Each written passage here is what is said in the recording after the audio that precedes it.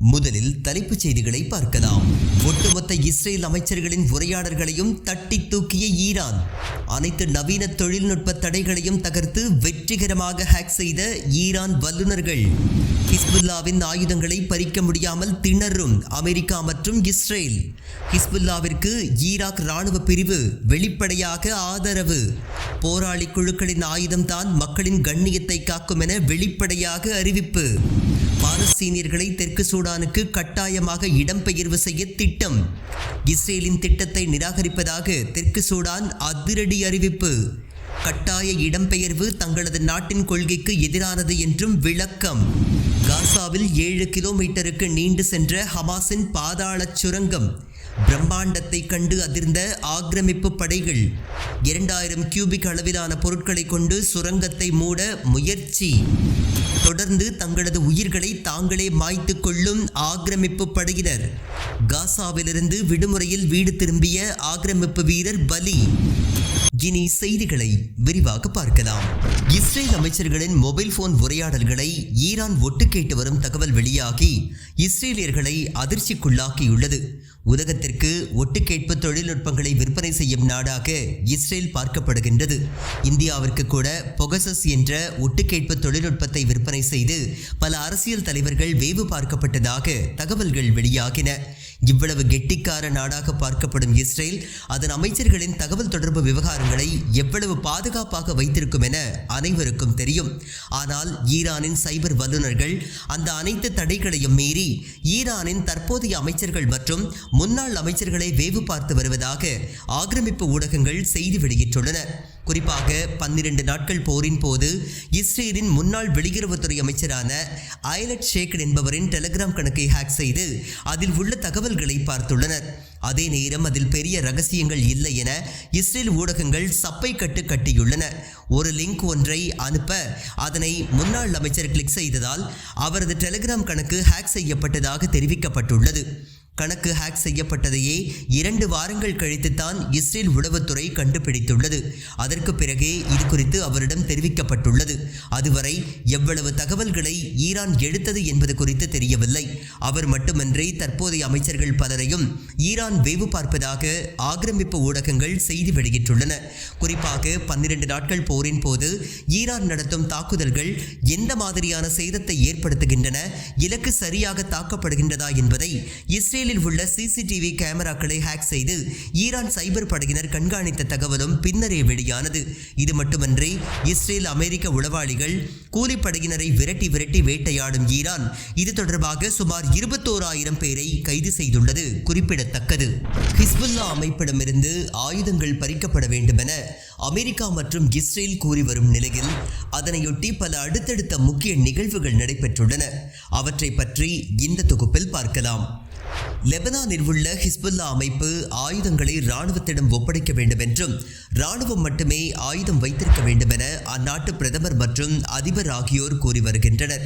ஆனால் அந்நாட்டு சபாநாயகர் ஹிஸ்புல்லா அமைப்பு ஆயுதம் வைத்திருப்பது அதன் உரிமை என்று ஆதரவு தெரிவித்துள்ளார். இதனால் லெபனானில் உள்நாட்டு போர் வெடிக்கும் அபாயம் ஏற்பட்டுள்ளது. இந்த சூழலில் அண்டை நாடான ஈராக்கை சேர்ந்த முக்கிய ஆயுத குழுவான காதிப் ஹிஸ்புல்லா அமைப்பு லெபனானின் ஹிஸ்புல்லாவிற்கு தனது ஆதரவை தெரிவித்துள்ளது. இது குறித்து பேசியுள்ள அந்த ஆயுத குழுவின் பொதுச் செயலாளர் அபு ஹுசைன் அதிகரித்து வரும் ஆதிக்க சக்திகளின் தாக்குதல்களில் இருந்து மக்களின் கண்ணியம், நம்பிக்கை, நிலம் ஆகியவற்றை பாதுகாக்க ஆயுதங்கள் அவசியமானது என்று வலியுறுத்தியுள்ளார். மேலும் அவர் கூறுகையில் சிரியாவில் ஆட்சி கவிழ்ப்பு, ஹிஸ்புல்லா, ஹமாஸ், அன்சார் அல்லா, ஈரான் மீதான தாக்குதல்கள் அனைத்தும் சியோனிச மாசோனிக் நிறுவனங்களின் சதித்திட்டங்கள் என்று விளக்கியுள்ளார். எனவே புனித கொள்கைகள் மற்றும் புனித தலங்களை பாதுகாக்க போராளி குழுக்கள் தங்களது ஆயுத களஞ்சியத்தை நவீன தொழில்நுட்பங்களை கொண்டு நிரப்ப வேண்டியது காலத்தின் கட்டாயம் என்று அவர் வலியுறுத்தியுள்ளார். லெபனான் மக்கள் தொகையில் சுமார் 30% பேர் சன்னி முஸ்லிம்கள், 30% பேர் ஷியா முஸ்லிம்கள், 30% பேர் கிறிஸ்தவர்கள் ஆவர். அந்நாட்டு அரசியல் சாசனத்தின்படி அதிபர் பதவி கிறிஸ்தவருக்கும், பிரதமர் பதவி சன்னி முஸ்லிம்களுக்கும், நாடாளுமன்ற சபாநாயகர் பதவி ஷியா முஸ்லிம்களுக்கும் ஒதுக்கப்பட்டுள்ளது. சன்னி முஸ்லிம் தலைமை பெரும்பாலும் சவுதி மற்றும் அமெரிக்க ஆதரவுடன் செயல்பட்டு வருகின்றது. ஷியா முஸ்லிம் தலைமை ஹிஸ்புல்லா மற்றும் அதன் அரசியல் ஆதரவு கட்சியான அமல் இயக்கத்தை ஆதரிக்கின்றது. இதனால் லெபனானின் சபாநாயகர் ஹிஸ்புல்லா ஆதரவு தலைவராக கருதப்படுகின்றார். கிறிஸ்தவ அதிபரும் அமெரிக்க மற்றும் இஸ்ரேல் ஆதரவாளராக உள்ளார். லெபனான் ராணுவம் எண்ணிக்கையிலும் தொழில்நுட்பத்திலும் போர் அனுபவத்திலும் மிகவும் பின்தங்கியுள்ளது. அதற்கான நிதி கூட சவுதி, அமெரிக்கா மற்றும் மேற்கத்திய நாடுகளிடமிருந்து பெறப்படுகின்றது. இதனால் எந்த போரையும் எதிர்கொள்ளும் நிலையில் கட்டமைப்பு ரீதியிலும் கொள்கை அளவிலும் லெபனான் ராணுவம் இல்லை. லெபனானின் தெற்கு எல்லையை இஸ்ரேல் ஆக்கிரமித்த போது லெபனான் ராணுவம் வாய்மூடி அமைதியாக இருந்தது. ஹிஸ்புல்லா அமைப்பு தொடர் போரை நடத்தி இஸ்ரேலை விரட்டியடித்து தெற்கு லெபனானுக்கு சுதந்திரத்தை பெற்றுத் தந்தது. இஸ்ரேலுடன் பல போர்களை நடத்தி அனுபவம் வாய்ந்த படையாக ஹிஸ்புல்லா திகழ்கின்றது. அதே நேரம் இஸ்ரேலுடனான போரில் கடும் சேதங்களை சந்தித்ததோடு அதன் நீண்ட கால தலைவரான ஹசன் நஸ்ருல்லாவை இழந்து மன ரீதியாக சோர்வான நிலையில் ஹிஸ்புல்லா படை தற்போது உள்ளது. இந்த பலவீனத்தை பயன்படுத்தி இஸ்ரேல் மற்றும் அமெரிக்கா ஆகிய நாடுகள் ஹிஸ்புல்லாவிடமிருந்து ஆயுதங்களை பறிக்குமாறு லெபனான் தலைவர்களுக்கு உத்தரவிட்ட நிலையில் அதனை நிறைவேற்றும் நோக்கில் அவர்களும் முனைப்பு காட்டி வருகின்றனர். அதே நேரம் ஹிஸ்புல்லாவின் பொதுச் செயலாளர் ஷேக் நயீம் காசிம் ஆயுதங்களை கீழே போட முடியாது, அதற்காக முயற்சித்தால் கர்பலா போன்ற ஒரு போரை எதிர்கொள்ள தயாராக இருங்கள் என கடும் எச்சரிக்கையை பிறப்பித்துள்ளார். ஈரானின் பாதுகாப்பு கவுன்சில் செயலாளர் அலி லாரிஜானியுடனான சந்திப்பிற்கு பிறகு அவர் இந்த எச்சரிக்கையை விடுத்துள்ளார். இதிலிருந்து ஹிஸ்புல்லா ஆயுதங்களை கீழே போட வேண்டாம் என ஈரான் கேட்டுக்கொண்டுள்ளதாக நம்பப்படுகின்றது. எனவே ஹிஸ்புல்லாவிடமிருந்து ஆயுதங்களை பறிக்கும் வலிமை லெபனான் ராணுவத்திற்கும் இல்லாத நிலையில் குழப்பமான சூழல் தற்போது நிலவி வருகின்றது. மறுபுறம் ஹிஸ்புல்லாவின் ஆயுத கிடங்குகளை குறிவைத்து இஸ்ரேல் தொடர்ந்து தாக்குதல் நடத்தி வருகின்றது. அதேபோல ஈராக் பாணியில் ஹிஸ்புல்லா தனது ஆயுதங்களுடன் லெபனான் ராணுவத்தின் ஒரு அங்கமாக இணைத்துக் கொள்ளப்படலாம் என்ற கோணமும் கூறப்படுகின்றது.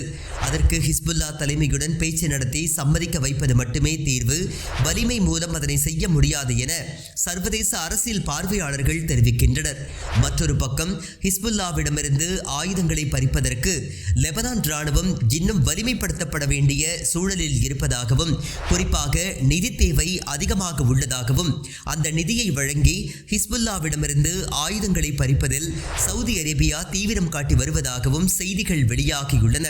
இதற்கு காரணம் லெபனானை தனது ஆதரவு நாடாக வைத்துக் கொள்ள சவுதி தொடர்ந்து முயற்சிகளை எடுத்து வருகின்றது. முன்னதாக சவுதி ஆதரவு லெபனான் பிரதமர் ரஃபீக் ஹரீரி என்பவர் மர்மமான முறையில் கொல்லப்பட்டார். இதற்கு ஹிஸ்புல்லாவின் பின்னணி காரணமாக இருக்கலாம் என்று சவுதி குற்றம் சாட்டி வருகின்றது. லெபனானில் உள்ள சன்னி முஸ்லிம்களை தங்களுக்கு சாதகமாக பயன்படுத்திக் கொள்ள சவுதி முயற்சித்து வரும் நிலையில் அதில் கணிசமானவர்கள் ஹிஸ்புல்லாவை ஆதரிப்பதோடு ஹமாஸ் உள்ளிட்ட காசா போராளி குழுக்களையும் ஆதரிக்கின்றனர். இதனால் ஒப்பீட்டளவில் லெபனானில் சவுதியை விட ஈரானே அதிக செல்வாக்கு செலுத்தி வருவதும் குறிப்பிடத்தக்கது. தெற்கு சூடானுக்கு காசா மக்களை கொண்டு செல்லும் திட்டத்தை நிராகரிப்பதாக அந்நாட்டு அரசு தெரிவித்துள்ளது. சூடானில் கிறிஸ்தவர்கள் அதிகமாக வசித்த பகுதி சில ஆண்டுகளுக்கு முன்பு தெற்கு சூடான் என தனி நாடாக பிரிக்கப்பட்டது. அண்மையில் அந்நாட்டிற்கு இஸ்ரேல் வெளியுறவுத்துறை இணையமைச்சர் ஷாரன் ஹஸ்கல் பயணம் மேற்கொண்டு அந்நாட்டு அதிபர் சல்வா கிர்ரை சந்தித்தார். இதனைத் தொடர்ந்து காசா மக்களை தெற்கு சூடானுக்கு கட்டாயமாக இடம்பெயர்ச்சி செய்வது குறித்து இருவரும் பேசியதாக அசோசியேட் பிரஸ் ஊடகம் செய்தி வெளியிட்டது. இந்நிலையில் இந்த செய்தியை தெற்கு சூடான் அரசு திட்டவட்டமாக மறுத்துள்ளது. இது குறித்து எந்த பேச்சுவார்த்தையும் நடைபெறவில்லை என்றும், அவ்வாறு கட்டாய இடம்பெயர்ச்சி செய்வது தெற்கு சூடான் அரசின் கொள்கைகளுக்கு எதிரானது என்றும் தெரிவித்துள்ளது. இதேபோல காசா மக்களை கட்டாய இடம்பெயர்வு செய்ய தெற்கு சூடான் அனுமதிக்க கூடாது என எகிப்து அரசின் சார்பிலும் முன்னெச்சரிக்கை விடுக்கப்பட்டதாக அசோசியேட் பிரஸ் செய்தி வெளியிட்டுள்ளது. காசா மக்களை அங்கிருந்து முற்றிலுமாக வெளியேற்றி அதனை ஒரு ரிவாரியாவாக, அதாவது கடல் பொழுதுபோக்கு தளமாக மாற்றப் போவதாக ட்ரம்ப் அறிவித்தார். பிறகு அந்த திட்டம் பற்றி அவர் எதுவும் பேசவில்லை. அதே நேரம் காசா மக்களை அங்கிருந்து வெளியேற்றும் திட்டத்தை தொடர்ந்து நெதன்யாகு அரசு செயல்படுத்தி வருவதாக தகவல்கள் வெளிவந்த வண்ணம் உள்ளன. எகிப்து, ஐக்கிய அரபு அமீரகம், Indonesia, Libya, Morocco, Sudan, Somalia, Ethiopia, Jordan, Somaliland உள்ளிட்ட பல நாடுகளை இஸ்ரேல் பரிசீலித்து வருவதாக செய்திகள் வெளியாகியுள்ளன. அதே நேரம் இழப்பதற்கு எதுவுமில்லை. இருந்தால் பாலஸ்தீனம் வெளியேறி வேறு நாடு சென்றால் அது இஸ்ரேலில் உள்ள தங்களது பூர்வீக நிலங்கள் மற்றும் அல்குஸ் ஆகியவைதான் என உயிரை துச்சமென நினைத்து வாழ்ந்து வருகின்றனர் பாலஸ்தீனியர்கள். அல் நகாபா எனப்படும் பேரழிவின் போது தாங்கள் செய்த தவறு இஸ்ரேலில் உள்ள பூர்வக்குடி நிலங்களில் இருந்து வெளியேறியதுதான். இனி அப்படி ஒரு தவறை செய்ய மாட்டோம் என கூறி வருகின்றனர். சிரியா, எகிப்து, ஜோர்டான், துருக்கி என பல நாடுகளுக்கு பாலஸ்தீனியர்கள் அகதிகளாக வெளியேறியதுதான் தற்போது வரை பாலஸ்தீன் தனி நாடு கிடைக்காமல் போனதற்கு ஒரு காரணமாகவும் பாலஸ்தீனியர்கள் கருதுகின்றனர். எனவேதான் எவ்வளவு துன்பம் வந்தாலும் சொந்த தாய் நிலத்திலேயே இருப்பதற்காக அவர்கள் விரும்புகின்றனர். ஹமாஸின் 7 கிலோமீட்டர் நீள சுரங்கத்தை 2000 கியூபிக் பிளாஸ்டிக்குகளை கொண்டு அடைத்துள்ளதாக இஸ்ரேல் ஆக்கிரமிப்பு படை தெரிவித்துள்ளது. அமெரிக்கா மற்றும் மேற்கத்திய நாடுகளின் உதவியுடன் அதிநவீன விமானங்கள், ஆயுதங்களை வாங்கி குவித்துள்ள இஸ்ரேல் அதன் மூலம் வான்வழி தாக்குதல்களை நடத்தி தன்னை வல்லமை கொண்ட சக்தியாக காட்டி வருகின்றது. இந்த சூழலில்தான் காசாவில் உள்ள போராளி குழுக்கள் தங்களது வலிமையை காட்டும் வகையில் பூமியை தோண்டி அதில் சுரங்கங்களை அமைத்து தங்களது முகாம்களை உருவாக்கி இஸ்ரேலுக்கு கடும் சவாலை கொடுத்து வருகின்றனர். இதனை உலக நாடுகள் காசா மெட்ரோ என்று வர்ணிக்கின்றன. அதாவது பூமிக்கு அடியில் ஒரு நகரத்தையே உருவாக்கி வைத்திருந்தது ஹமாஸ். சுமார் 500 கிலோமீட்டர் தூரத்திற்கு ஹமாஸின் சுரங்கப்பாதைகள் சென்றன. வானில் இருந்து வீசப்படும் சிறிய மற்றும் நடுத்தர குண்டுகளால் சேதமடையாதவாறும், காற்றோட்டம் உள்ள வகையிலும், வெள்ளத்தால் பாதிக்காத வகையிலும் பாலஸ்தீன பொறியாளர்கள் இந்த சுரங்கங்களை உருவாக்கி வைத்திருந்தனர். அதே நேரம் 2 வருட போரில் ஹமாஸின் பெரும்பாலான சுரங்கங்கள் அழிக்கப்பட்டு விட்டதாக கூறப்படுகின்றது. எனினும் எஞ்சிய சுரங்கங்களில் இருந்து கொண்டுதான் அந்த அமைப்பு செயல்பட்டு வருவதாக நம்பப்படுகின்றது. இந்நிலையில் ஏற்கனவே தாங்கள் கைப்பற்றிய சுமார் 7 கிலோமீட்டர் தூரம் கொண்ட சுரங்கம் ஒன்றை ரப்பர், பிளாஸ்டிக் உள்ளிட்ட 2000 கியூபிக் அளவு கொண்ட மின்கடத்தா பொருட்கள் அடைத்துள்ளதாக இஸ்ரேலிய ஆக்கிரமிப்பு படைகள் தெரிவித்துள்ளன. காசாவிலிருந்து விடுமுறையில் வீடு திரும்பிய ஆக்கிரமிப்பு ரிசர்வ் படை அதிகாரி ஒருவர் தனது உயிரை மாய்த்து கொண்டார். காசாவில் ஆக்கிரமிப்பு படையினர் நிகழ்த்தி வரும் அட்டூழியங்களை கண்டு மனிதநேயம் கொண்டவர்கள் கண்ணீர் வடித்து வருகின்றனர். அதே நேரம் அரபு மற்றும் இஸ்லாமிய உலக ஆட்சியாளர்கள் சுகபோக வாழ்க்கையில் மூழ்கியுள்ளனர்.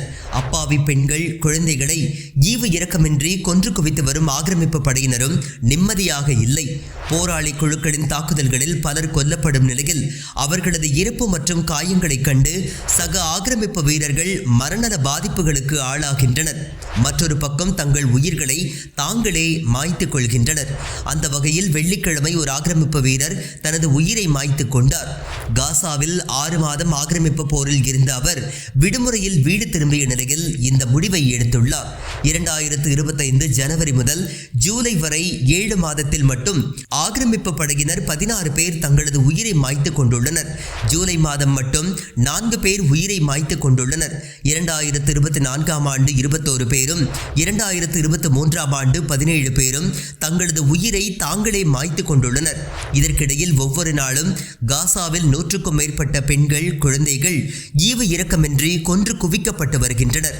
ஆனாலும் போர் வெறி அடங்காத நெத்தன்யாகு 2 ஆண்டுகள் கழித்து தற்போதும் ஹமாஸை ஒழிப்போம் என்ற முழக்கத்தை கூறி போரை விரிவுபடுத்துவதோடு அகண்ட இஸ்ரேல் என்று கூறி அரபு நாடுகளையும் ஆக்கிரமிப்போம் என்று மிரட்டி வருகின்றார். மீண்டும் தலைப்புச் செய்திகள். ஒட்டுமொத்த இஸ்ரேல் அமைச்சர்களின் உரையாடல்களையும் தட்டி தூக்கிய ஈரான். அனைத்து நவீன தொழில்நுட்ப தடைகளையும் தகர்த்து வெற்றிகரமாக ஹேக் செய்த ஈரான் வல்லுநர்கள். ஹிஸ்புல்லாவின் ஆயுதங்களை பறிக்க முடியாமல் திணறும் அமெரிக்கா மற்றும் இஸ்ரேல். ஹிஸ்புல்லாவிற்கு ஈராக் இராணுவ பிரிவு வெளிப்படையாக ஆதரவு. போராளி குழுக்களின் ஆயுதம்தான் மக்களின் கண்ணியத்தை காக்கும் என வெளிப்படையாக அறிவிப்பு. பாலஸ்தீனியர்களை தெற்கு சூடானுக்கு கட்டாயமாக இடம்பெயர்வு செய்ய திட்டம். இஸ்ரேலின் திட்டத்தை நிராகரிப்பதாக தெற்கு சூடான் அதிரடி அறிவிப்பு. கட்டாய இடம்பெயர்வு தங்களது நாட்டின் கொள்கைக்கு எதிரானது என்றும் விளக்கம்.